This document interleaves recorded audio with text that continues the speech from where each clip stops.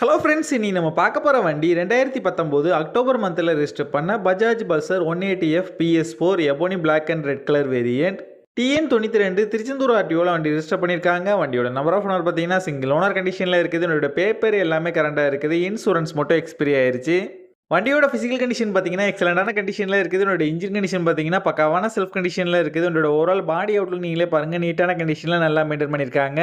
ரீசெண்டாக தான் general service எல்லாமே கம்ப்ளீட் பண்ணியிருக்காங்க. இந்த வண்டியில் இந்த மேஜர் ரீப்ளேஸ்மெண்ட் எதுவுமே கிடையாது. வண்டியோட front and back 2 tyre brand new tyre ரீசெண்டாக தான் சேஞ்ச் பண்ணியிருக்காங்க.